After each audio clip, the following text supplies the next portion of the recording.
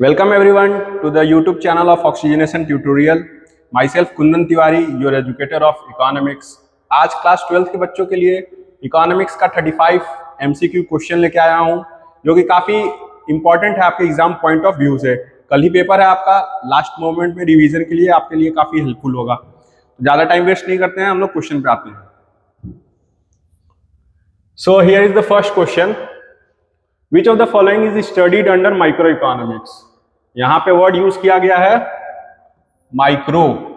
Micro it means, micro जब भी study करेगा वहां इंडिविजुअल आएगा, आपको चेक करना है इंडिविजुअल वर्ड। अब हम लोग ऑप्शन चेक करते हैं। पहला ऑप्शन है इंडिविजुअल फैमिली, दूसरा ऑप्शन इंडिविजुअल फर्म, तीसरा इंडिविजुअल इंडस्ट्री और चौथा ऑप्शन ऑल ऑफ दीज। तो तीनों में इंडिविजुअल वर्ड यूज किया गया है, इट मींस कि ऑल ऑफ दीज हो जाएगा answer. Next question, which of the following is the factors of production. Factors of production कौन कौन सा है? हम लोग सबको पता है कि फैक्टर्स ऑफ प्रोडक्शन कितने होते हैं, बताओ जल्दी। 4 होते हैं फैक्टर्स ऑफ प्रोडक्शन। कौन कौन से? Land, labour, capital, entrepreneur. अब हम लोग आते हैं ऑप्शन पे, चलो चेक करते हैं ऑप्शन क्या क्या है यहाँ पे। पहला ऑप्शन है लैंड, दूसरा लेबर, तीसरा कैपिटल और चौथा all the above. It means कि 3 ऑप्शन यहाँ पे हम लोग, तीनों फैक्टर्स ऑफ प्रोडक्शन है, land, labour, capital. It means कि ऑल ऑफ द अबव इसका आंसर हो जाएगा। Next question, the word micro is firstly used. जो वर्ड माइक्रो है, इसको फर्स्ट टाइम यूज किसने किया? हम लोग माइक्रो इकोनॉमिक्स, मैक्रो इकोनॉमिक्स तो पढ़ रहे हैं, बट हम लोग को जानना जरूरी है कि जो वर्ड यूज किया गया माइक्रो, किसने यूज किया। तो हमारे यहाँ जो फोर्थ ऑप्शन है रैगनर फ्रीज, इन्होंने ही माइक्रो इकोनॉमिक्स और मैक्रो इकोनॉमिक्स को क्लासिफाई किया गया था 2 अलग अलग पार्ट में। तो इन्होंने ही फर्स्ट यूज किया गया था माइक्रो को, वर्ड जो माइक्रो इकोनॉमिक्स में यूज किया जाता है। अब बात आई नेक्स्ट क्वेश्चन, इसमें मैक्रोज विच मीन्स स्मॉल। माइक्रोज मतलब होता है स्मॉल। बिलोंग्स टू, कौन से वर्ड से बिलोंग करता है? ऑप्शन इसमें हो जाएगा ग्रीक वर्ड। ये जो माइक्रोज है, ये कौन सा वर्ड है?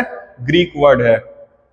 Next question, central problem of an economy. Economy में सेंट्रल प्रॉब्लम पूछा जा रहा है कि क्या क्या सेंट्रल प्रॉब्लम है। पहला बात तो ये बात आती है कि प्रॉब्लम आते ही क्यों है इकोनॉमी में। प्रॉब्लम आता है क्योंकि हमारा जो वांट्स है वो अनलिमिटेड है और resources limited. Resources limited, wants unlimited, तो प्रॉब्लम तो आएगी ही। तो प्रॉब्लम, इंपॉर्टेंट प्रॉब्लम कौन कौन सी प्रॉब्लम होती है? तो 3 प्रॉब्लम हम लोग देखते हैं, what to produce, how to produce and for whom to produce. देखते हैं ऑप्शन चेक करते हैं क्या क्या है। पहला ही ऑप्शन है व्हाट टू प्रोड्यूस, दूसरा हाउ टू प्रोड्यूस और तीसरा for whom to produce. It means कि इसका आंसर हो जाएगा all of these. Next question, which economy has a coexistence of private and public sector. कौन सी इकोनॉमी में प्राइवेट सेक्टर भी होते हैं और पब्लिक सेक्टर भी होते हैं? पब्लिक सेक्टर मतलब हम लोग जानते हैं कि गवर्नमेंट, रिलेटेड टू गवर्नमेंट, जिसको गवर्नमेंट चला रही है उसको हम लोग बोलेंगे पब्लिक सेक्टर। और प्राइवेट सेक्टर क्या होगा? जो कि कोई प्राइवेट फर्म या फिर कोई प्राइवेट पर्सन चला रहा हो, उसको हम लोग बोलेंगे प्राइवेट सेक्टर। तो कौन सी इकोनॉमी है जिसमें कि प्राइवेट सेक्टर और पब्लिक सेक्टर दोनों एक साथ होते हैं? ऑप्शन चेक करते हैं। पहला ऑप्शन है कैपिटलिस्ट, दूसरा सोशलिस्ट, तीसरा मिक्स्ड और none of these. Capitalist economy, capitalist economy it means कि ये हो गया हमारा प्राइवेट।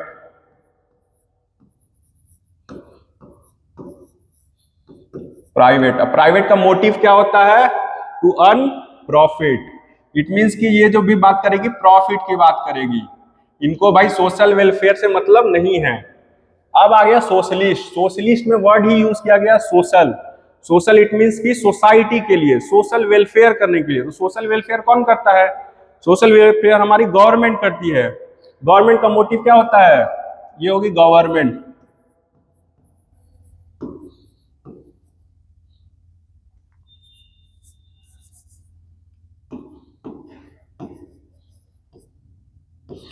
गवर्नमेंट का मोटिव है सोशल वेलफेयर प्रोवाइड करना।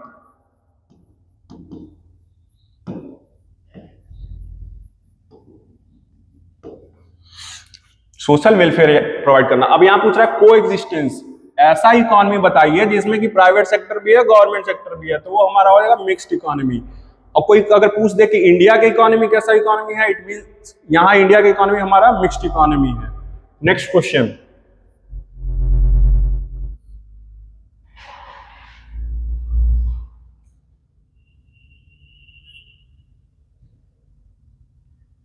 नेक्स्ट क्वेश्चन है, in which economy decisions are taken on the basis of price mechanism. ये वर्ड यूज देखना, price mechanism. Price mechanism it means कि ये भी बात कर रही है किस चीज की, प्रॉफिट की बात कर रही है कि प्रॉफिट के बेसिस पे किस इकोनॉमी में डिसीजंस लिए जाते हैं कि what to produce, how to produce, for whom to produce. तीनों जो सेंट्रल प्रॉब्लम है, तीनों में देखा जाए कि हमारा प्रॉफिट कहाँ हो रहा है, वो कौन सा इकोनॉमी है भाई, सोशलिस्ट इकोनॉमी। सोशलिस्ट इकोनॉमी ऐसा होगा नहीं होगा, क्योंकि उनका मोटिव क्या है, उनका मोटिव है कि हम सोसाइटी को सोशल वेलफेयर प्रोवाइड करें, ना कि प्रॉफिट अर्न करें।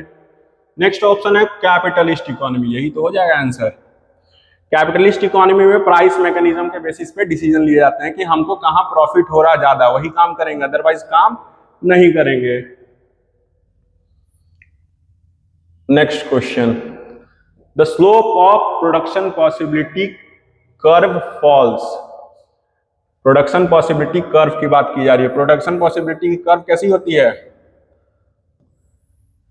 ऐसे बनती है पीपीसी। ये पूछ रहा है कि प्रोडक्शन पॉसिबिलिटी कर्व फॉल कैसे करता है। इधर हो गया लेफ्ट, हमारा लेफ्ट से राइट जाता है, तो देखो ढूंढो लेफ्ट टू राइट कहीं है, फ्रॉम लेफ्ट टू राइट, यहाँ पहला ऑप्शन ही है फ्रॉम लेफ्ट टू राइट। ये हो गया पीपीसी कर्व। यहाँ पीपीसी के कर्व के बारे में हम लोग जानते हैं, टू गुड्स की बातें करती है ये, टू गुड्स के प्रोडक्शन के बारे में।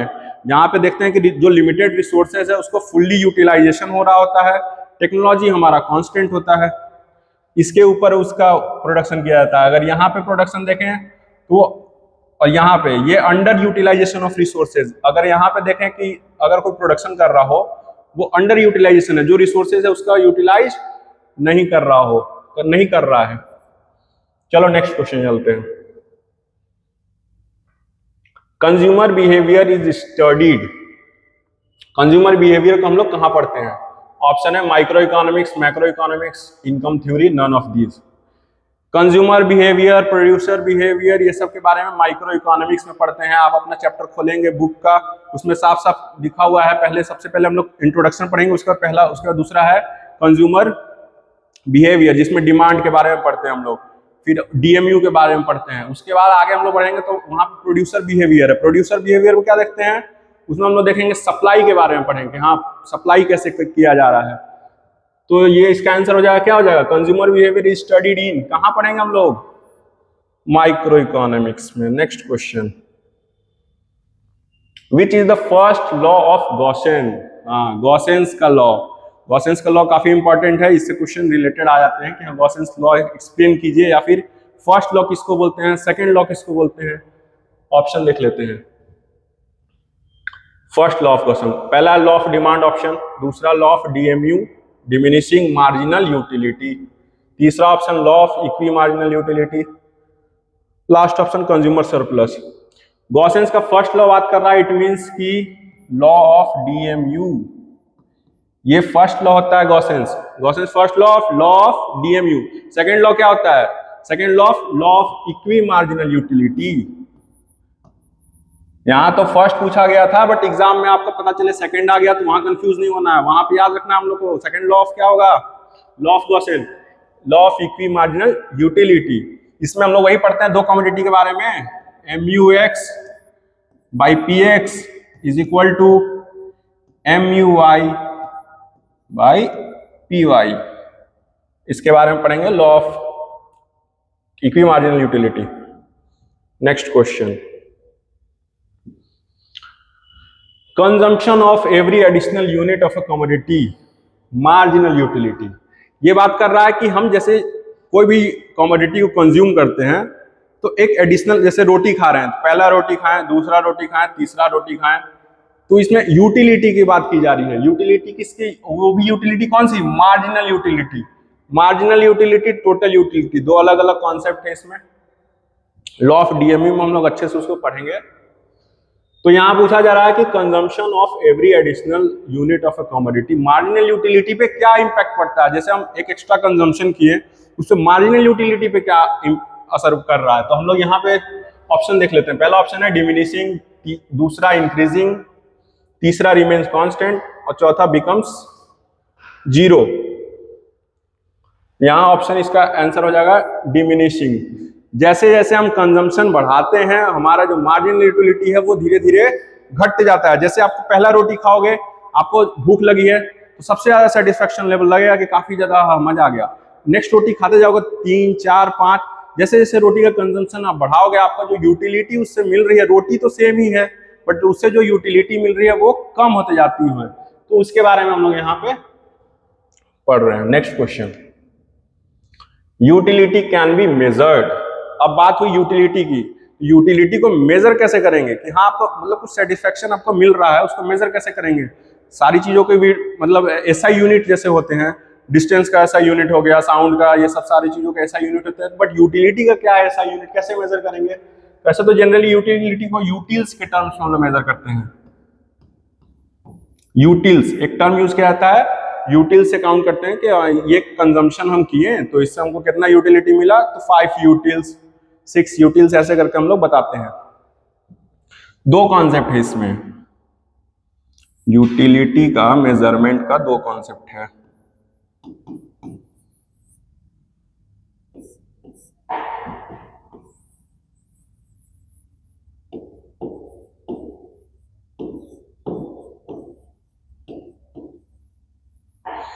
कार्डिनल और ordinal.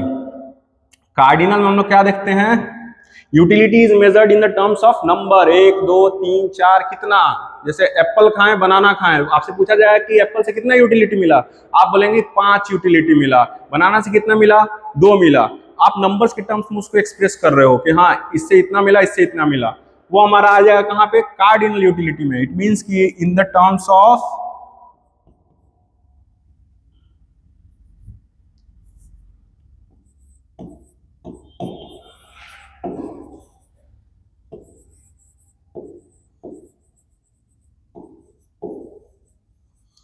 In the terms of numbers, numbers के टर्म्स में। अब भाई ऑर्डिनल यूटिलिटी क्या है, ऑर्डिनल यूटिलिटी में कोई नंबर्स का हम लोग यूज नहीं करते हैं, उसमें हम लोग बस बताते हैं, रैंक करते हैं। यहाँ पे रैंकिंग की जाती है, क्या की जाती है, रैंकिंग।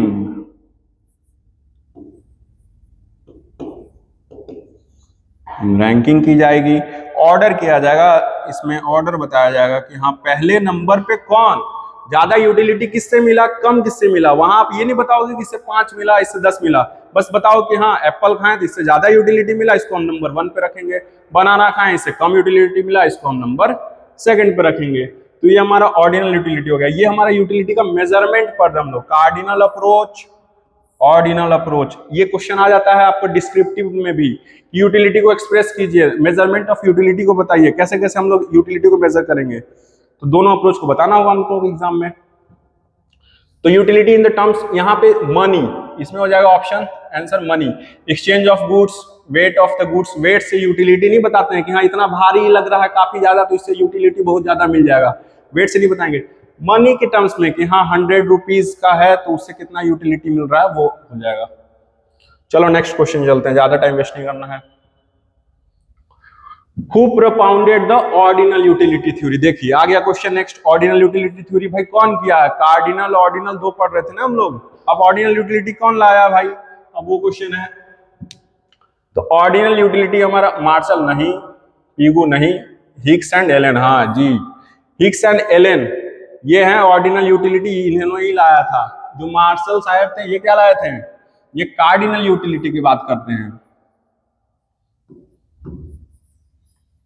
कार्डिनल यूटिलिटी, जैसे यहां पूछ दिया कि ऑर्डिनल यूटिलिटी कौन लाया था, जब अगर ला दिया कि कार्डिनल यूटिलिटी कौन लाया था तो वहां हमारा हो जाएगा आंसर मार्शल। तो मार्शल पहले जो इकोनॉमिस्ट, जो क्लासिकल इकोनॉमिस्ट थे वो पहले बात करते थे कि यूटिलिटी को नंबर्स के टर्म्स में एक्सप्रेस करेंगे, बट जो बाद में जो न्यू क्लासिकल इकोनॉमिस्ट लोग आए वो लोग फिर बोले कि नहीं, नंबर्स में टर्म्स में एक्सप्रेस करना ये सही नहीं है, हम रैंक करके बता सकते हैं।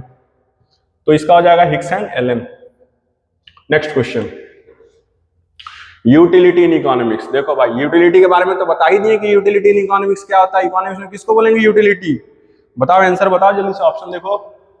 One satisfying power of a commodity pleasure, happiness, usefulness. Economics में यूटिलिटी को एक्सप्रेस करते हैं want satisfying power of A commodity. एक कमोडिटी में वांट सेटिस्फाइंग पावर कितना है उसको हम लोग यूटिलिटी बताते हैं। ये हो गया इसका simple answer. Next question, when total utility is maximum then marginal utility. अब टोटल यूटिलिटी और मार्जिनल यूटिलिटी के बारे में तो बता ही दिए, तो लॉ ऑफ डीएमयू में हम लोग पढ़ते हैं।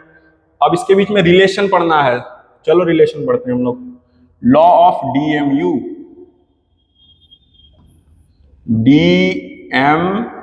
डीएमयू के बारे में फुल फॉर्म बता दिए हैं, डिमिनिशिंग मार्जिनल यूटिलिटी। अब इसमें क्या है, तीन रिलेशन देखते हैं। इसका ग्राफ देख लो पहले। इसका जो ग्राफ बनता है इस टाइप से ग्राफ बनता है, ये ऐसे ग्राफ बनता है, सॉरी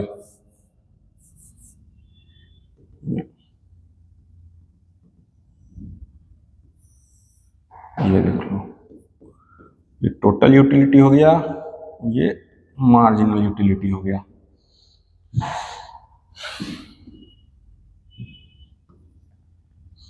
ज्यादा अभी एक्सप्लेन करने का टाइम नहीं है, हम लोग बस जल्दी जल्दी समझेंगे। अब दोनों का रिलेशन इसमें समझेंगे। जब मार्जिनल यूटिलिटी पॉजिटिव होता है तब तक टोटल यूटिलिटी क्या होता है, इंक्रीज होता है। जब हमारा मार्जिनल यूटिलिटी 0 हो जाता है तब हमारा टोटल यूटिलिटी क्या होता है, मैक्सिमम। और मार्जिनल यूटिलिटी जैसे हमारा डिक्रीज हुआ, मार्जिनल यूटिलिटी जैसे हमारा नेगेटिव में गया तो टोटल यूटिलिटी क्या होता है, डिक्रीज करना स्टार्ट हो जाता है। अब आते हैं क्वेश्चन पे, when total utility is maximum then marginal utility is. Total utility maximum, बात किसकी की जा रही है, टोटल यूटिलिटी मैक्सिमम। उस समय मार्जिनल यूटिलिटी क्या होता है, ऑप्शन में देखो 0 है क्या, वो पहला ऑप्शन ही है 0। चलो नेक्स्ट क्वेश्चन चलते हैं। Demand curve generally slopes. Demand curve, supply curve, ये सब सारे तुम लोग पढ़ लिए होगे, माइक्रो इकोनॉमिक्स का पार्ट है ये। तो डिमांड कर्व का स्लोप कैसा होता है, अब हम लोग इसमें देख लेते हैं वीडियो में, डिमांड कर्व और सप्लाई कर्व का स्लोप कैसा होता है।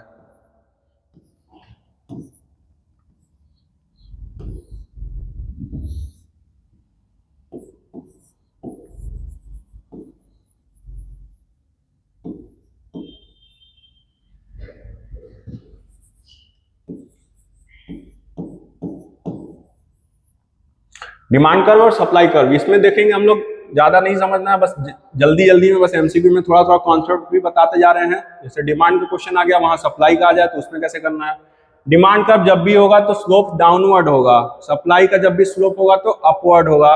रीजन ये है कि इसमें लॉ ऑफ डिमांड हम लोग क्या पढ़ते हैं, लॉ ऑफ डिमांड पढ़ते हैं कि as price of any commodity increases it demand decreases and vice versa. It means कि किसी भी कमोडिटी का जब प्राइस बढ़ रहा है तो उसका डिमांड घटेगा, और जब प्राइस उसका घट रहा है तो डिमांड बढ़ेगा।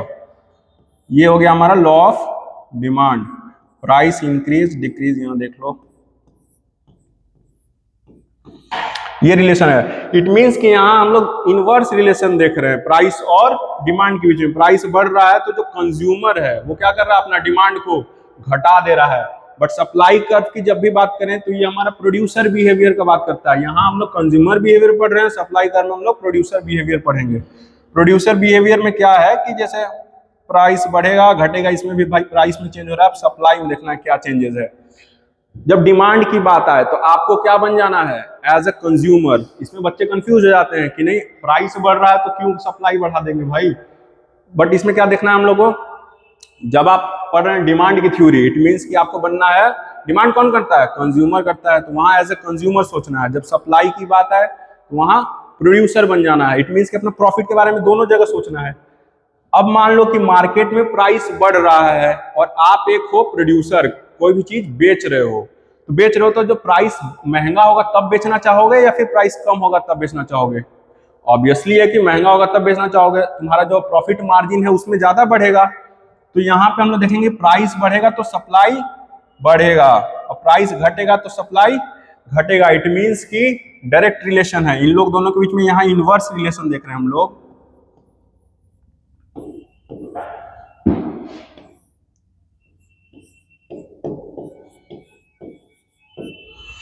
यहाँ डायरेक्ट रिलेशन है, प्राइस और सप्लाई के बीच में डायरेक्ट रिलेशन है कि प्राइस बढ़ रहा है तो एक प्रोड्यूसर है वो अपने सप्लाई को बढ़ाना चाहेगा, सोचेगा कि जितना ज्यादा प्रॉफिट ले ले। बट वही एक कंज्यूमर है वो क्या करेगा, जैसे प्राइस बढ़ेगा वो सोचेगा नहीं भाई अभी कम कंज्यूम करते हैं, बाद में इसको कंज्यूम करेंगे, उसको पोस्टपोन कर देगा, रोक देगा। तो ये हमारा कॉन्सेप्ट। तो इसमें पूछ रहा है कि demand curve generally slope, demand curve जो बनता है उसका स्लोप कैसा बनता है, upward from left to right, नहीं अपवर्ड तो बनेगा ही नहीं, downward from left to right, downward भाई यही तो होगा। देखो यहाँ लेफ्ट से राइट जा रहा है ना डिमांड कर्व, तो ये हो गया हमारा आंसर इसका डिमांड कर्व का। सप्लाई कर्व की बात आएगी तो यहाँ पे भी होगा upward from left to right. देखो जी हम पहला ऑप्शन है ना वो सप्लाई वाला हो जाएगा आंसर। चलो नेक्स्ट क्वेश्चन चलते हैं। Which of the following is a reason for fall in demand, demand क्यों फॉल होता है, अब ये रीजन पूछा जा रहा है। तो डिटर्मिनेंट्स ऑफ डिमांड पढ़े ही होगी, क्या क्या डिटर्मिनेंट्स होता है डिमांड का। सबसे पहला हो गया डिमांड का determinants, price of a commodity, price of related goods, income of a consumer, taste and preference. ये सब क्या है, डिमांड के डिटर्मिनेंट्स है कि इन सब चीजों पे ही डिमांड डिपेंड करता है। अगर इन सब चीजों में चेंजेस आएंगे इट मींस कि डिमांड में भी चेंजेस आएंगे। अगर इनकम बढ़ेगा तो एक जो कंज्यूमर है वो क्या करेगा, डिमांड को बढ़ाएगा या घटाएगा, बढ़ाएगा। वैसे ही है अगर प्राइस बढ़ेगा तो उससे इनकम पे क्या बोलते हैं, डिमांड पे क्या असर पड़ेगा, वो हम लोग आगे अभी पीछे वाले क्वेश्चन पढ़े ही। तो यहाँ क्वेश्चन क्या कह रहा है, which of the following is the reason for fall in demand, demand fall क्यों होता है। पहला ऑप्शन फॉल इन इनकम, बिल्कुल सही। Fall in number of buyers, market demand के बारे में हम लोग जब पढ़ते हैं डिटर्मिनेंट्स ऑफ मार्केट डिमांड तो वहां पढ़ते हैं कि हाँ उस मार्केट में बायर्स कितने हैं, तो fall in number of buyers ये भी सही है। Fall in taste and preference, taste and preference में अगर नहीं मन कर रहा किसी भी चीज को कंज्यूम करने का अगर, तो उसका डिमांड हम लोग कम करते हैं। इट मींस कि इसका आंसर क्या हो जाएगा, all of these, all of the above हो जाएगा इसमें ऑप्शन तीनों। नेक्स्ट क्वेश्चन,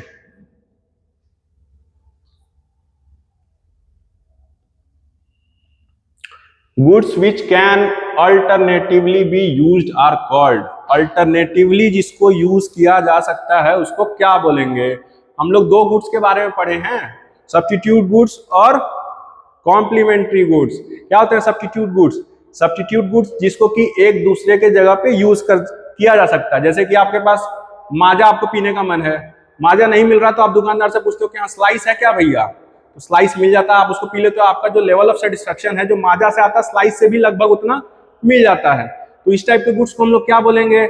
और एक होता है कॉम्प्लीमेंट, इस गुड्स को हम लोग बोलेंगे सब्स्टिट्यूट गुड्स। और कॉम्प्लीमेंट्री गुड्स क्या होते हैं, जिनका वो दो गुड्स जिसका मतलब साथ में यूज करेंगे हम लोग, अगर एक को यूज करें तो उससे हम लोग सेटिस्फेक्शन लेवल जो यूटिलिटी है उससे नहीं ले पाएंगे। जैसे मान लो बाइक हो गया, पेट्रोल हो गया, बाइक को क्या चाहे बिना पेट्रोल का यूज कर सकते हो, नहीं यूज कर रहे, अगर सिर्फ बाइक खड़ा कर दिया जाए उसमें कुछ ना कुछ फ्यूल डालना पड़ेगा, पेट्रोल डालो या फिर इलेक्ट्रिक वाली बाइक है तो इलेक्ट्रिक उसको सप्लाई देना पड़ेगा तभी यूज करेंगे। तो जैसे उस टाइप के गुड्स को हम लोग बोलेंगे कॉम्प्लीमेंट्री गुड्स, मतलब दोनों साथ में यूज हो रहे हो तो उसको हम लोग बोलेंगे कॉम्प्लीमेंट्री गुड्स। और जिसको एक दूसरे की जगह पे यूज किया जा सकता है, मतलब ये नहीं तो कोई और, तो उस टाइप के गुड्स को हम लोग बोलेंगे सब्स्टिट्यूट गुड्स। और अल्टरनेटिवली यूज की बात की जा रही है, अल्टरनेटिवली यूज मतलब कि ये नहीं तो कोई और उसका अल्टरनेटिव है हमारे पास, मतलब ऑप्शन है, ये नहीं मिल रहा तो उस टाइप के गुड्स को हम लोग क्या बोलेंगे। चलो ऑप्शन देखते हैं,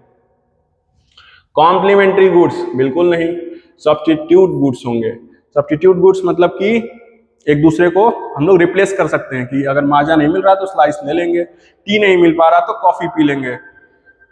कॉम्प्लीमेंट्री गुड्स के बारे में वही बता दिए, शूज एंड सॉक्स हो गए, pen and marker and ink हो गया, ये सब हमारा है क्या कॉम्प्लीमेंट्री गुड। जब भी यूज होंगे उसका यूटिलिटी तभी मिलेगा जब वो हम लोग साथ में यूज करेंगे, अदरवाइज यूटिलिटी नहीं मिलेगा। नेक्स्ट क्वेश्चन,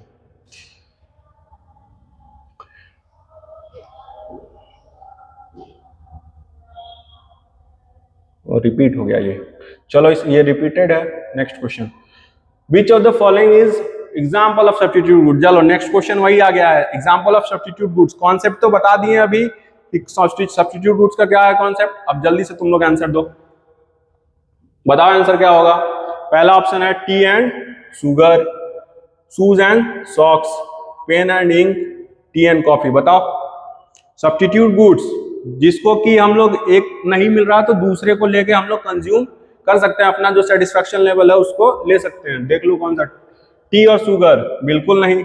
अगर तुमको टी पीने का मन कर रहा, बोला जाए कि लो शुगर ले लो, तो क्या उससे सेटिस्फेक्शन फुलफिल होगा? बिल्कुल नहीं होगा। ये हमारा कॉम्प्लीमेंट्री गुड्स हो जाएंगे। जब भी जब टी बनाते हैं तो उसमें हम लोग को शुगर ऐड करना पड़ता है, तो ये हमारा कॉम्प्लीमेंट्री गुड्स हो गए। शूज एंड सॉक्स, ये भी कॉम्प्लीमेंट्री गुड्स। ये तीनों क्या हो गए? Complementary goods.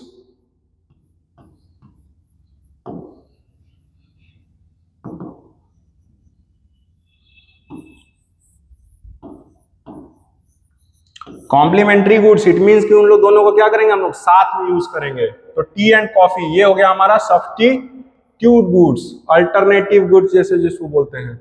Next question. In production function, production is a function of, production function में जो प्रोडक्शन है किस चीज का फंक्शन है? किस चीज का फंक्शन कहने का मतलब हो गया कि प्रोडक्शन में जो चेंजेस हो रहे हैं किसके चलते चेंजेस हो रहे हैं, उसके पीछे रीजन क्या क्या है। अब ऑप्शन देखते हैं। Price, factor of production, total expenditure, none of these.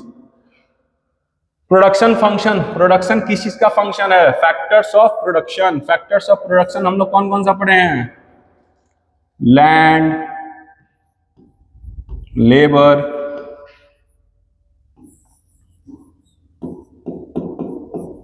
Capital और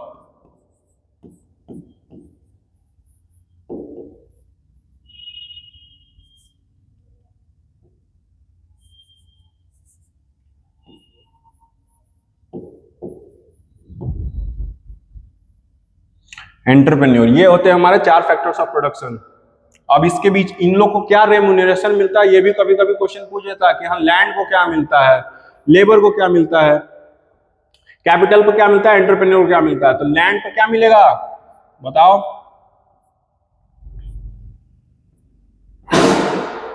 वे लेबर को तो सबको पता होगा भाई, लेबर को क्या मिलता है? वेज मिलता है। चलो ये तो सबको पता होगा। कैपिटल पे क्या मिलेगा हमको? कैपिटल पे हमको इंटरेस्ट मिलता है। कैपिटल पे इंटरेस्ट मिलता है। एंटरप्रेन्योर को भाई बताओ क्या मिलेगा? लैंड पे हमको मिलता है रेंट। रेंट, लैंड की जब बात की जा रही है इट मींस कि लैंड में आपका बिल्डिंग जो भी है वो सब सारी लैंड के अंदर ही आ गए। तो बिल्डिंग पे ये सब क्या मिलता है हमको? रेंट मिलता है, अगर उसको भाड़ा पे लगा। लेबर अगर काम करता है उसको उसके बदले में क्या मिलेगा? वेज मिलेगा। कैपिटल है, पैसा है, उसके बदले में हम लोग को इंटरेस्ट मिलता है। एंटरप्रेन्योर, एंटरप्रेन्योर क्या? ये अगर तीन है और अगर एंटरप्रेन्योर नहीं है तो प्रोडक्शन नहीं हो सकता है। एंटरप्रेन्योर कौन पर्सन होता है? जो अपना दिमाग लगाता है, जो जिसके दिमाग से कैसे इसको ये सब सारी चीजों को यूज किया जाए कि एक प्रोडक्शन किसी भी चीज का किया जाए। तो एंटरप्रेन्योर का आदमी अगर पूछा जाए क्या मिलेगा, इसको सैलरी नहीं मिलता है। जैसे एम्प्लॉइज होते हैं उनको जनरली सैलरी मिलता है, बट एंटरप्रेन्योर को क्या मिलेगा? इसको मिलेगा प्रॉफिट।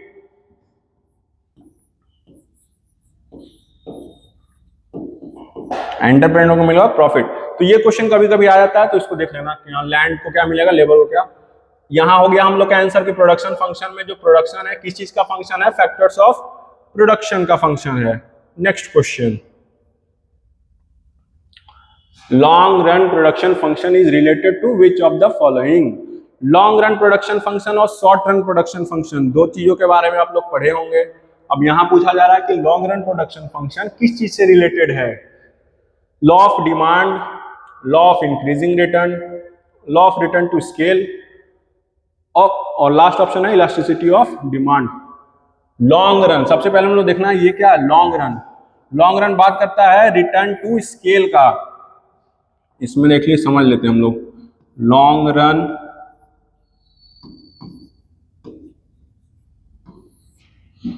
और शॉर्ट रन, दो कॉन्सेप्ट होता है, लॉन्ग रन और शॉर्ट रन का कॉन्सेप्ट।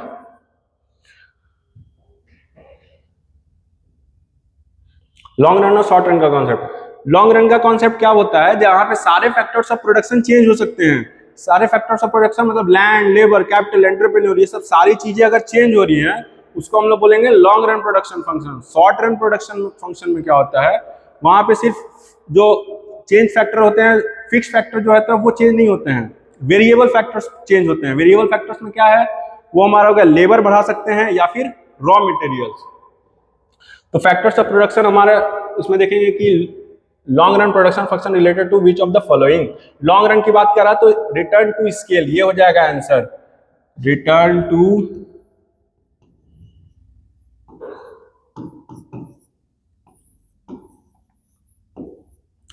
स्केल। और शॉर्ट रन में क्या आ जाए, जब पूछ दिया जाए शॉर्ट रन तो क्या बोलेंगे, रिटर्न टू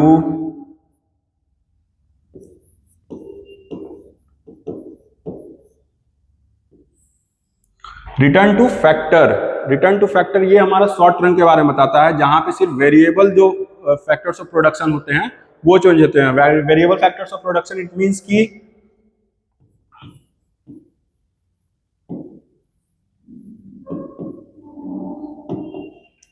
रॉ मटेरियल्स और labour.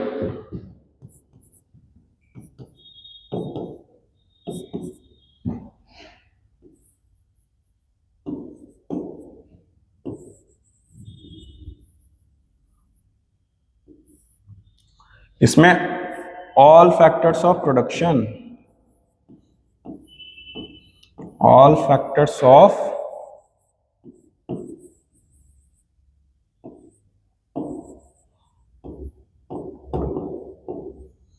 All factors of production. Long run में सारे फैक्टर्स ऑफ प्रोडक्शन चेंज होता है, शॉर्ट रन में सिर्फ रॉ मटेरियल। जैसे आपके पास, आप किसी भी चीज का बिजनेस कर रहे हो, तुरंत से आपके पास आ जाए किसी भी चीज, समोसा बेच रहे हो, डिमांड आ जाए कि हाँ 200 समोसा और बनाना, एक्स्ट्रा कुछ बनाना है, जितना आप डेली बनाते हो उससे 200 एक्स्ट्रा बनाना है, तो आप क्या करोगे, नया समोसा का दुकान खोल दोगे?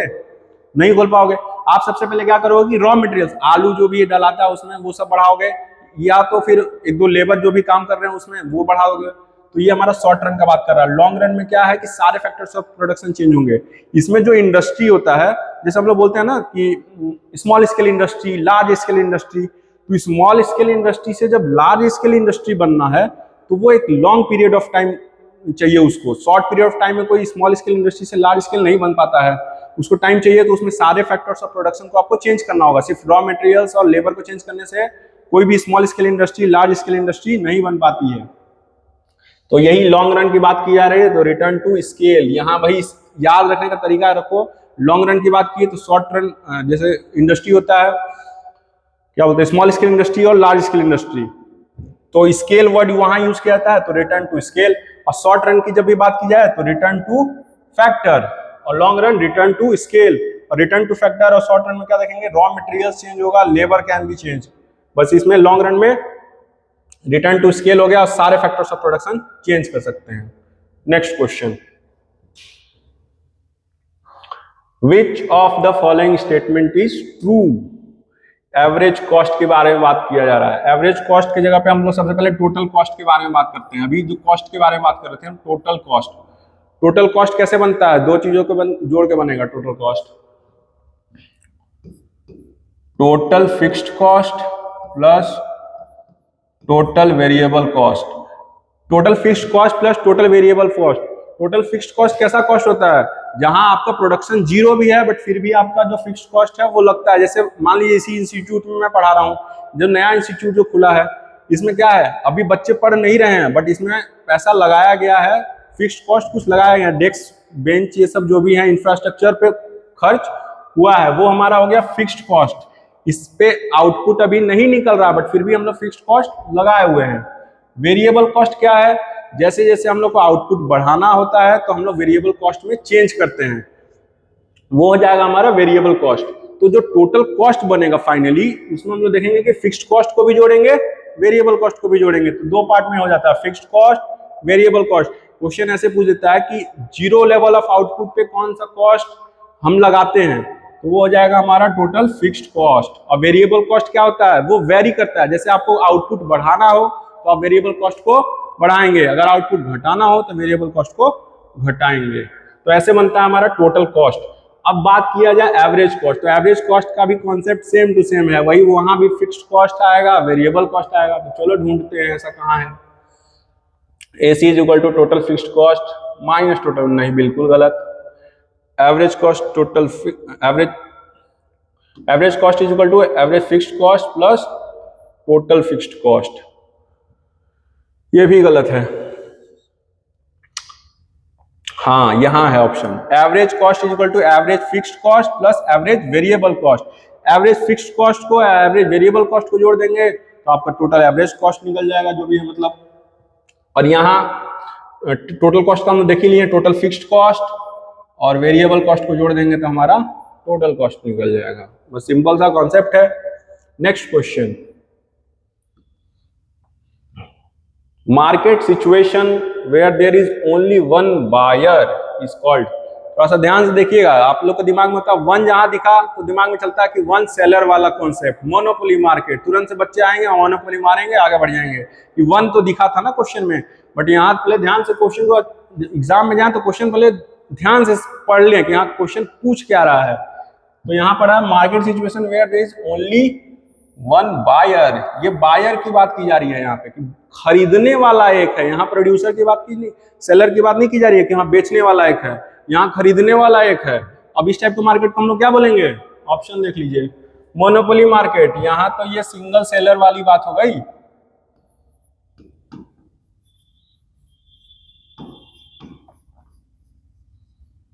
सिंगल सेलर, मोनोपोली मार्केट कैसा मार्केट होता है जहां पे सेलर सिंगल है, लार्ज नंबर ऑफ बायर्स है। प्राइस इसमें कौन डिटरमाइन करता है, जो प्राइस डिटर्मिनेशन होता है वो सेलर करता है इसमें कि हाँ कितना प्राइस हम रखेंगे। क्यों, क्योंकि उसका दूसरा सब्स्टिट्यूट मार्केट में अवेलेबल नहीं है। लोगों को अगर चाहिए है तो भाई आपके मेरे पास, जैसे कहीं कोई गांव है उसमें एक ही दुकान है तो दुकान उसका मोनोपोली मार्केट हो गया। अगर किसी को भी कोई भी चीज चाहिए तो भाई उसके पास ही चाहिए, दूसरे के पास जा ही नहीं सकता क्योंकि अपॉर्चुनिटी वहां पे ऑप्शन नहीं है। तो दुकान वाला कभी कभी क्या करता है कि अपने मन मर्जी से प्राइस बढ़ा भी देता है, तो लोगों को वहां पे लेना पड़ता है। तो इसमें प्राइस डिटर्मिनेशन अगर पूछ ले कि प्राइस डिटरमाइन कौन करता है मोनोपोली मार्केट में, तो यहाँ पे सेलर करेगा, ना कि मार्केट फोर्सेज। ऐसे जनरली जो प्राइस डिटर्मिनेशन होता है हम लोग आगे पढ़ेंगे कि वो मार्केट फोर्स से डिटरमाइन होता है। प्राइस डिटर्मिनेशन के लिए मार्केट फोर्स क्या क्या हो गया, मार्केट में क्या डिमांड चल रहा है, क्या सप्लाई चल रहा है, उसके अकॉर्डिंग प्राइस डिटर्मिनेशन होता है। तो ये बात की जा रही है क्वेश्चन का, market situation where there is only one buyer, buyer single है। डुओपोली मार्केट में तो यहाँ पे टू सेलर होते हैं। डुओपोली मार्केट, ये ओलिगोपोली मार्केट का ही एक टाइप है डुओपोली मार्केट। ओलिगोपोली मार्केट क्या होता है, मतलब कि वहां पे 4, 5, 8, 10 मतलब गिनती वाले जो हैं, उंगली पे गिना जा सकता है उतने सेलर्स होते हैं, बट उनका जो है साइज जो होता है वो काफी बड़े बड़े सेलर्स होते हैं। वो होता है हमारा ओलिगोपोली मार्केट, मतलब फ्यू सेलर्स। और फ्यू सेलर्स में ही एक टाइप है डुओपोली मार्केट जिसमें कि ओनली टू सेलर्स। मोनोप्सोनी, ये हो जाएगा आंसर। वन बायर की जब बात की जाए तो मोनोप्सोनी, और वन सेलर की बात की जाए मोनोपोली मार्केट। ये समझ गए हो गया। आगे हम लोग चलो बढ़ते हैं। Which one of the following is the feature of monopolistic competition? Monopolistic market, monopolistic market में क्या होता है, large number of buyers, large number of sellers, homogeneous product और फ्री एंट्री एंड एग्जिट। और क्या होता है इसमें, फ्री एंट्री एंड एग्जिट हो गया, लार्ज नंबर ऑफ बायर्स हो गया, सेलर्स हो गया, large number of, perfect knowledge of market, market का जो नॉलेज होता है सबके पास परफेक्ट होता है। No advertisement cost, no transportation cost, इस टाइप के मार्केट को हम लोग बोलेंगे क्या, परफेक्ट कंपटीशन मार्केट बोलते हैं। बट यहां बात की जा रहा है मोनोपोलिस्टिक, मोनोपोलिस्टिक कंपटीशन मार्केट की बात की जा रही है। मोनोपोलिस्टिक मार्केट कैसी होती है, डिफरेंशिएटेड प्रोडक्ट, ये हो जाएगा इसका answer. Selling cost, imperfect knowledge, ये सब नहीं होगा। डिफरेंशिएटेड प्रोडक्ट, मोनोपोलिस्टिक मार्केट की जब भी बात आए तो हम लोग सबसे पहले दिमाग में लाएंगे प्रोडक्ट के बारे में, क्या क्या प्रोडक्ट हो सकता है, जैसे कि शूज। शूज में क्या क्या आते हैं हम लोग देखेंगे, शूज का अलग अलग टाइप है, स्नीकर्स, लोफर्स, बूट्स,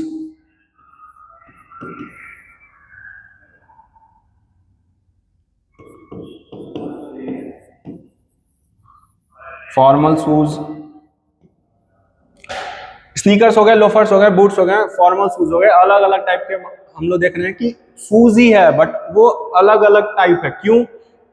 जिसमें कि हम लोग देखेंगे यहाँ पे साइज अलग हो सकता है, शेप अलग हो सकता है, कलर अलग हो सकता है। ये सब चीजों से डिफ्रेंशिएटेड मतलब क्या हो गया कि अलग अलग कैसे? Bye it's size, its shape, its colour. ये सब चीजों से अगर अलग है, उस टाइप का प्रोडक्ट है, तो उसको हम बोलेंगे मोनोपोलिस्टिक कंपटीशन या फिर मोनोपोलिस्टिक मार्केट।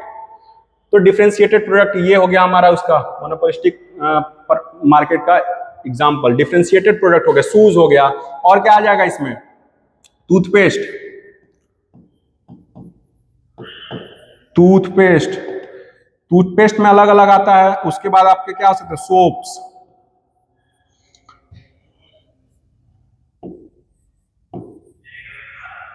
सोप्स में अलग अलग हम लोग देखेंगे कि अलग अलग सेंट का सोप है। टूथपेस्ट में अलग अलग आता है। यही सब हमारा हो जाएगा हमारा मोनोपोलिस्टिक कंपटीशन का प्रोडक्ट। नेक्स्ट क्वेश्चन, विच factor determines equilibrium price? Equilibrium price अभी बताए थे ना, डिमांड के बारे में बताएं, सप्लाई के बारे में बताएं, डिमांड का कर्व के बारे में बताएं कि डिमांड का कर्व कैसा होता है, सप्लाई का कर्व कैसा होता है। अब बात की जा रही है कि भाई इक्विलिब्रियम प्राइस कहाँ डिटरमाइन होता है? इक्विलिब्रियम प्राइस वहीं डिटरमाइन होगा जहां हमारा दोनों क्या, डिमांड और सप्लाई मिल जाएगा। ये हमारा हो गया डिमांड, ये हो गया supply. Demand curve always downward sloping from left to right, supply curve upward sloping from left to right. जहां दोनों मीट कर गए वही होता है हमारा प्राइस डिटर्मिनेशन। तो ये पॉइंट हो गया। तो अब पूछ रहा है which factor determines equilibrium price. चलो ऑप्शन देखते हैं। Demand for commodity, supply of commodity, both A and B, none of this, both A and B. जहां डिमांड सप्लाई मिलेंगे तो प्राइस तो वहीं पे डिटरमाइन होगा। जितना में हम देने के लिए रेडी हैं, आप उतना में लेने के लिए रेडी हैं। तो डिमांड जितना हम कर रहे हैं, सप्लाई मतलब जितना का सप्लाई कर रहे हैं आप, डिमांड उतनी का कर रहे हैं, तो वहां पे प्राइस डिटरमाइन हो जाता है इस पॉइंट पे। इसको हम लोग बोलते हैं equilibrium.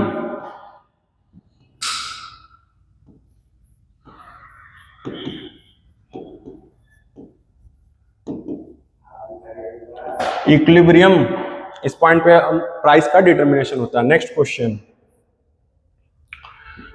Which of the following is a reason of change in demand? Demand क्यों चेंज होता है? पहले आपको जानना होगा कि डिटर्मिनेंट्स ऑफ डिमांड क्या क्या होते हैं, डिमांड किस किस चीजों पे डिपेंड करती है। पहला तो सबसे पहले डिमांड का जो लॉ ऑफ डिमांड क्या कहता है? लॉ ऑफ डिमांड बोलता है कि as price of any commodity increases its demand decreases and vice versa. Other thing remaining constant, ceteris paribus जो वर्ड यूज किया जाता है, अदर थिंग रिमेनिंग कांस्टेंट, वो भी ध्यान में रखना है कि प्राइस में चेंजेस हो रहा है उसके कारण डिमांड में चेंजेस हो रहा है। बस यही देखेंगे। इनकम, ये सब जो भी चीजें हैं, टेस्ट एंड प्रेफरेंस हो गया, इनकम हो गया, ये सब हमारी चीजें क्या होती है, ये सब उस समय कांस्टेंट मानी जाती है। यहां बात की जा रहा है which of the following the reason of change in demand. Demand क्यों चेंज होगा? पहला ऑप्शन है चेंज इन कंज्यूमर्स इनकम। बिल्कुल, डिमांड में चेंज होगा। अगर इनकम चेंज होगा तो डिमांड चेंज होगा। Change in price of related goods. Related goods दो गुड्स बताए थे, सब्स्टिट्यूट गुड्स और कॉम्प्लीमेंट्री गुड्स। उनके प्राइस में भी अगर चेंजेस होता है तो डिमांड में चेंजेस होता है। पॉपुलेशन इंक्रीज, किसी भी एरिया में अगर पॉपुलेशन बढ़ रहा है तो वहां जो भी चीजें बिक रही हैं उनका डिमांड क्या होगा? बढ़ जाएगा। तो उसमें चेंज, डिमांड में चेंजेस होगा। इट मींस कि यहां हो गया ऑल द अबव। ये हो गया चेंज इन डिमांड का रीजन। बट लॉ ऑफ डिमांड की जहां भी बात की जाए कि लॉ ऑफ डिमांड क्या बताता है, तो लॉ ऑफ डिमांड प्राइस से ही रिलेशन बताता है, other thing remaining constant. But determinants of demand जब भी बात आए तो ये सब चीजें हम लोग देखते हैं। Next question, employment theory is related to static economy, micro economics, static economics, micro economics, micro economics, none of these. बताओ एम्प्लॉयमेंट थ्योरी। एम्प्लॉयमेंट थ्योरी के बारे में पता है? हम लोग माइक्रो इकोनॉमिक्स, मैक्रो इकोनॉमिक्स पढ़े हैं, उसमें एम्प्लॉयमेंट थ्योरी कहाँ पढ़ते हैं हम लोग? एम्प्लॉयमेंट थ्योरी हम लोग पढ़ेंगे मैक्रो इकोनॉमिक्स में। जो मैक्रो इकोनॉमिक्स कौन लाया था? GeM Keynes. जेम कीन्स बोले कि अब जो इकोनॉमी है उसको हम लोग क्या पढ़ेंगे, एज अ होल पढ़ना जरूरी है, एम्प्लॉयमेंट की बात करना जरूरी है। उससे पहले जैसे माइक्रो इकोनॉमिक्स हम लोग स्टडी कर रहे थे तो कोई भी इकोनॉमिक प्रॉब्लम्स पढ़ रहे थे वो एक इंडिविजुअल लेवल पे पढ़ रहे थे, ना कि एग्रीगेट पे। बट जो जेम्स कीन्स थे वो बोले कि नहीं, इकोनॉमी को क्या करना है, एज अ होल पढ़ना है, एम्प्लॉयमेंट के बारे में पढ़ना है, रिसेशन के बारे में पढ़ना है। इकोनॉमिक में बहुत सारे फ्लक्चुएशंस होते हैं, इन्फ्लेशन हो गया, रिसेशन हो गया, डिफ्लेशन हो गया, स्टैग्नेशन हो गया, बहुत सारी फ्लक्चुएशंस है, उसके बारे में हम लोग आगे पढ़ेंगे। अभी बस हम लोग इंपॉर्टेंट क्वेश्चंस और कॉन्सेप्ट समझ रहे हैं। ये जो वीडियो करवा रहे हैं इससे बस सिर्फ एमसीक्यू ही आप नहीं सॉल्व कर पाएंगे, इसके साथ साथ आपको बहुत ज्यादा कॉन्सेप्ट भी मिलेगा साथ साथ में, वो कॉन्सेप्ट भी आपके एग्जाम के लिए काफी हेल्पफुल होने वाले हैं। चलो नेक्स्ट क्वेश्चन चलते हैं। Macro economics studies. Macro economics क्या स्टडी करता है? पहला क्वेश्चन हमारा था ना micro economics studies. Micro economics क्या स्टडी करता है वो तो हम लोग जान गए कि इंडिविजुअल लेवल के बारे में, इंडिविजुअल पर्सन हो सकता है, इंडिविजुअल फर्म हो सकता है, इंडिविजुअल इंडस्ट्री हो सकता है, कुछ भी हो सकता है, वो इंडिविजुअल लेवल पे जब भी बात करें micro economics. But macro economics aggregate का स्टडी करता है। ऑप्शन देखो, macro economic studies full employment. अभी एम्प्लॉयमेंट की बात की, एम्प्लॉयमेंट हम लोग कहां पढ़ेंगे? मैक्रो इकोनॉमिक्स में। Aggregate price level, aggregate word use किया गया कहां? Macro. Gross national product GNP, national income के बारे में, डोमेस्टिक इनकम के बारे में आपके मैक्रो इकोनॉमिक्स जो बुक है उसमें आप लोग देखे होंगे कि कैलकुलेशन कैसे किया जाता है नेशनल इनकम के बारे में। तो ये तीनों हम लोग देख रहे हैं वो मैक्रो इकोनॉमिक्स का ही पार्ट है। आप जब बुक खोलोगे तो आपको तीनों चीज मिलेगा मैक्रो इकोनॉमिक्स के अंदर। चलो next question. Net national product at factor cost is called. बताओ भाई, net national product at factor cost, इसको कैसे हम लोग लिखते हैं? NNPFC। ये क्या है? NNPFC जो बोलते हैं net national product at factor cost, इसको क्या बोलेंगे? नेशनल बात की जा रहा है, नेशनल इट मींस कि नेशनल इनकम की बात कर रही है, यहाँ पे नेशनल इनकम बोलेंगे इसको NNPFC। अब बात आ जाती है कि डोमेस्टिक इनकम क्या होता है भाई? डोमेस्टिक इनकम वो भी जान लो, क्या पता वो क्वेश्चन पूछ दिया जाए कि डोमेस्टिक।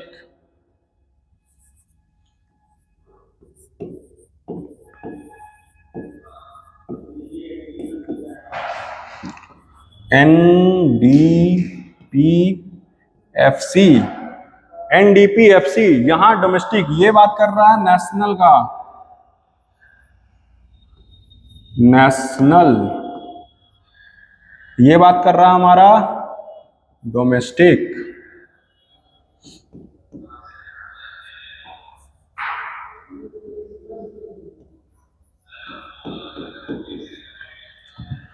नेट नेशनल प्रोडक्ट और एट फैक्टर कॉस्ट, ये फैक्टर कॉस्ट हो गया, यहाँ पे net domestic product at factor cost.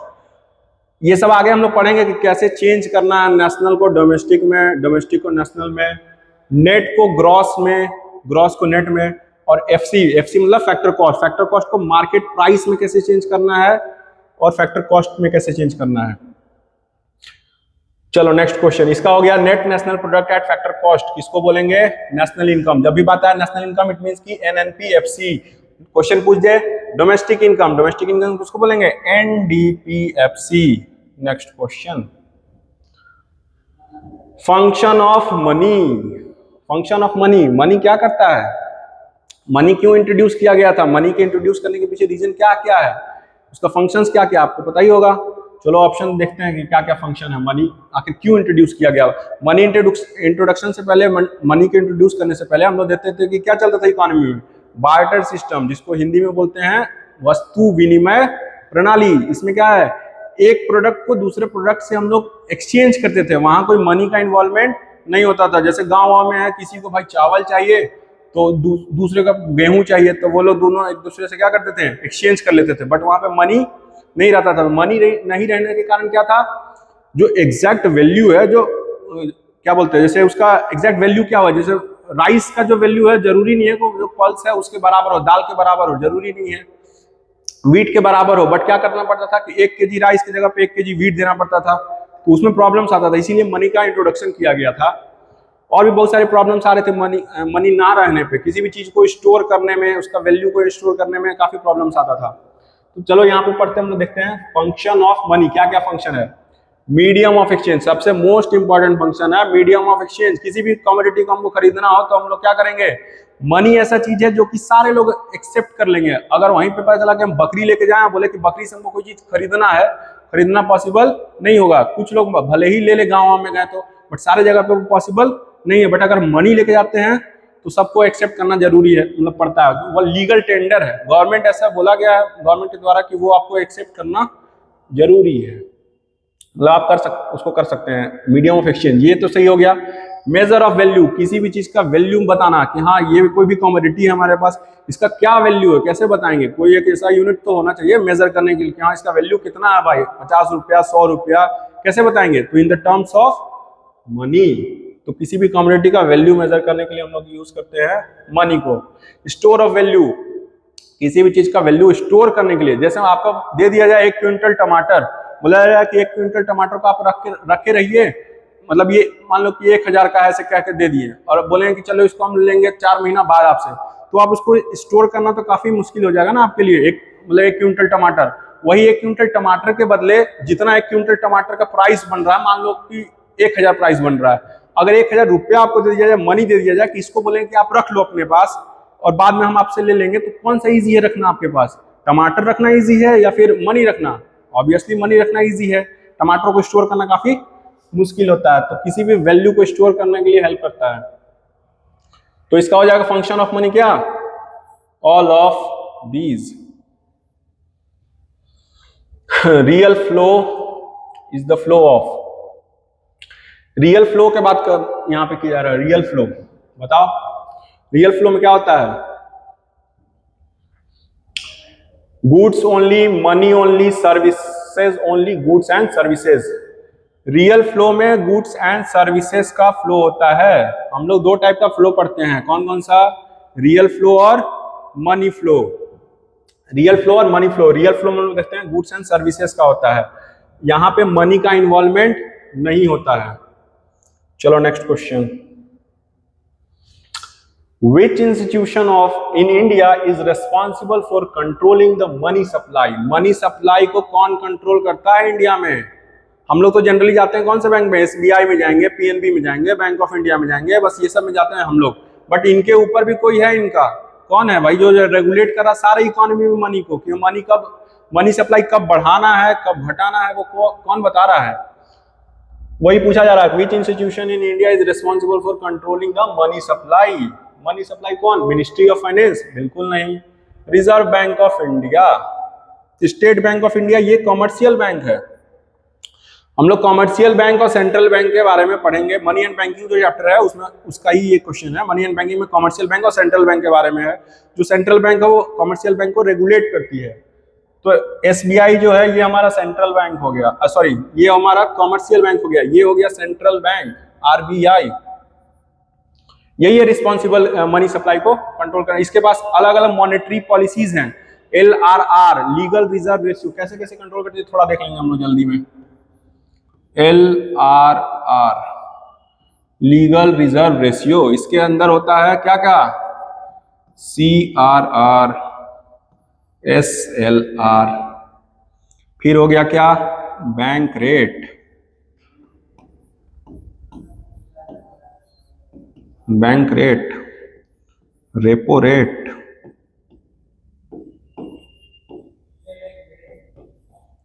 Reverse repo rate,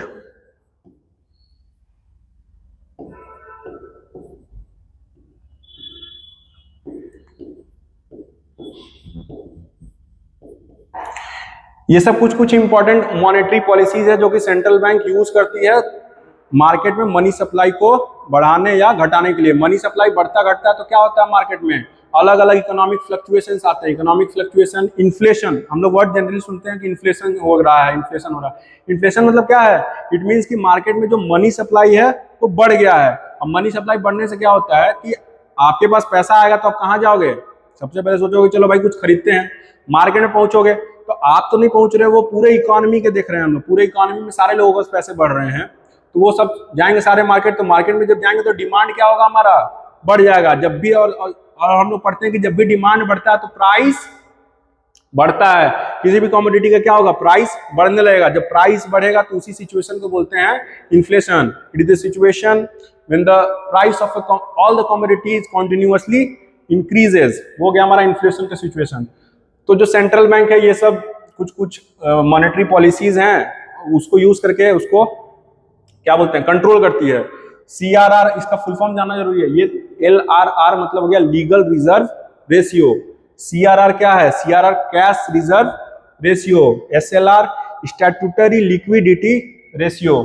bank rate, repo rate, reverse repo rate, ये सब सारी चीजें हैं। इसको आपको मतलब डिटेल जब सब्जेक्टिव क्वेश्चन रहेगा उसमें ये क्वेश्चन आता है कि हाँ how the central bank controls the money supply in an economy, तो उसमें आपको सारे पॉइंट्स एक्सप्लेन करने होंगे कि ये सब मॉनेटरी पॉलिसीज है जिसके द्वारा जो सेंट्रल बैंक है वो एक इकोनॉमी में मनी सप्लाई को कंट्रोल करता है। इसको बढ़ाने से कंट्रोल होगा, घटाने से कंट्रोल होगा, ये सब सारी चीजें हम लोग डिटेल में एक्सप्लेन कर सकते थे, बट अभी हमारे पास टाइम काफी कम है तो इसके कारण अभी बता नहीं पाएंगे। अभी जल्दी जल्दी बस हम लोग कॉन्सेप्ट समझते हैं। और ये तो हो गया सेंट्रल बैंक का, और सेंट्रल गवर्नमेंट भी इसको क्या बोलते हैं, कंट्रोल करती है, बट वो फिस्कल पॉलिसी यूज करती है, ना कि मॉनेटरी पॉलिसी। उसके बारे में बाद में हम लोग पढ़ेंगे। चलो नेक्स्ट क्वेश्चन चलते हैं। What is the full form of CRR? देखो अभी जस्ट बताया था कि CRR के भाई फुल फॉर्म पता कहीं पूछ देता है, आया हुआ क्वेश्चन है ये। CRR का फुल फॉर्म क्या बताए थे अभी, cash reserve ratio. Cash reserve ratio ढूंढो, देखो पहला ही ऑप्शन है cash reserve ratio. SLR statutory liquidity ratio. देखो कैश रिजर्व रेशियो की जब बात की ही जा रही है तो चलो इसके बारे में थोड़ा बताते हैं क्या होता है कैश रिजर्व रेशियो।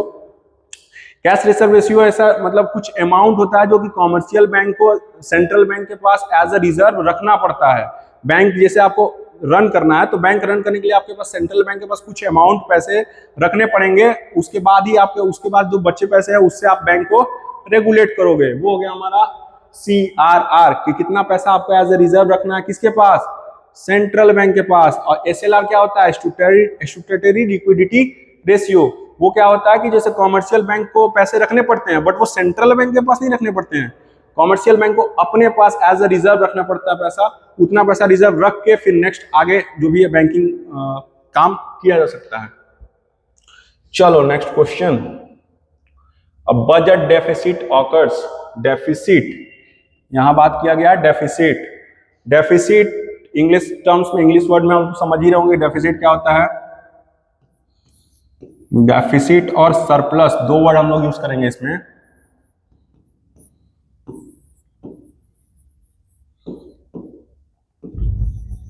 डेफिसिट और सरप्लस। डेफिसिट मतलब होता है किसी भी चीज का कमी, और सरप्लस मतलब कि पर्याप्त मात्रा में उपलब्ध हो, उसको हम लोग बोलेंगे सरप्लस। डेफिसिट मतलब कि कमी। यहाँ पे और हम लोग रेवेन्यू और एक्सपेंडिचर, ये वर्ड देखना है, रेवेन्यू एक्सपेंडिचर। रेवेन्यू क्या होता है, गवर्नमेंट रेवेन्यू। इट मींस कि गवर्नमेंट कहाँ कहाँ से पैसा कलेक्ट कर रही है, गवर्नमेंट का इनकम को ही हम लोग क्या बोलते हैं, गवर्नमेंट रेवेन्यू। और गवर्नमेंट एक्सपेंडिचर, गवर्नमेंट एक्सपेंडिचर मतलब गवर्नमेंट कहाँ कहाँ खर्च कर रही है। तो पहले ये बताइए आप लोग कि गवर्नमेंट सरप्लस में कब होगी, जब उनका खर्च ज्यादा होगा और इनकम कम होगा, या फिर इनकम ज्यादा होगा खर्च कम होगा। ऑब्वियसली है कि भाई इनकम ज्यादा होगा और खर्च कम होगा तब ये सरप्लस में होंगे, गवर्नमेंट हो या फिर कोई भी हो। तो यहाँ हम लोग बात किया जा रहा है बजट के बारे में। बजट, ये गवर्नमेंट बजट की बात की जा रही है। तो गवर्नमेंट के बजट में गवर्नमेंट सरप्लस में कब होगी, सॉरी यहाँ डेफिसिट में क्वेश्चन है, डेफिसिट में कब होगी, जब उनका खर्च ज्यादा होगा और इनकम कम होगा। चलो ढूंढते हैं कहाँ है खर्च ज्यादा। Government revenue is equal to expenditure. ये तो भाई नहीं होगा क्योंकि इक्वल हो गया, यहाँ डेफिसिट सरप्लस की कोई बात है ही नहीं। Government revenue is greater then expenditure. Revenue income ज्यादा है, ये हमारा हो गया surplus. Government expenditure is greater than revenue, ये देखो यही हो गया, एक्सपेंडिचर रेवेन्यू से ज्यादा है। ये government, C option, government expenditure is greater than revenue. अगर एक्सपेंडिचर ज्यादा है और गवर्नमेंट का जो रेवेन्यू है वो कम है, sorry government expenditure is greater than revenue, हाँ रेवेन्यू कम है, उस सिचुएशन को हम लोग बोलेंगे डेफिसिट बजट। तो ये हाँ ये लास्ट क्वेश्चन हो गया। 35 क्वेश्चन देखो इंपॉर्टेंट क्वेश्चन हम लोग पढ़े हैं इसमें, उसके साथ साथ सिर्फ 35 MCQ नहीं देखे हैं, उससे रिलेटेड जो भी इंपॉर्टेंट कॉन्सेप्ट्स है उसके बारे में समझने की कोशिश किए हैं। अब टाइम तो हमारे पास है नहीं जो सारा क्वेश्चन सारा मतलब कॉन्सेप्ट बता दें, बट जितना पॉसिबल हो सका है उतना कर लिए हम आज वीडियो में देख चुके हैं। इसको आप लोग रिवाइज करें और मोस्ट इंपॉर्टेंट है कि मतलब इसको बार बार देखें, इसको बार बार देखें और इससे रिलेटेड जो भी और भी कॉन्सेप्ट इससे जो रिलेटेड है, आप इससे रिलेटेड जो भी कॉन्सेप्ट उसको पढ़ेंगे तो आपको उससे रिलेटेड ही क्वेश्चन आएंगे, इससे बाहर कुछ नहीं आने वाला है। यही सब जो भी है सिलेबस में है, आप बुक खोलोगे तो यही सब आपको मिलेगा। Thank you. अगर ये जो हम लोग 35 क्वेश्चंस पढ़े हैं इसका अगर आपको पीडीएफ चाहिए तो आप बताइए, हम आपको इसको डिस्क्रिप्शन में प्रोवाइड करा देंगे। और अगर डिस्क्रिप्टिव क्वेश्चन चाहिए तो यहाँ पे एक नंबर दिया हुआ होगा डिस्क्रिप्शन में, उस नंबर पे आप मैसेज करें, आपको डिस्क्रिप्टिव का भी इंपॉर्टेंट क्वेश्चंस बता दी जाएंगे। अभी हमारे पास वीडियो बनाने का काफी समय उतना है नहीं, इसलिए बस आप मैसेज करोगे तो आपको इंपॉर्टेंट क्वेश्चन बता दी जाएंगे। Thank you.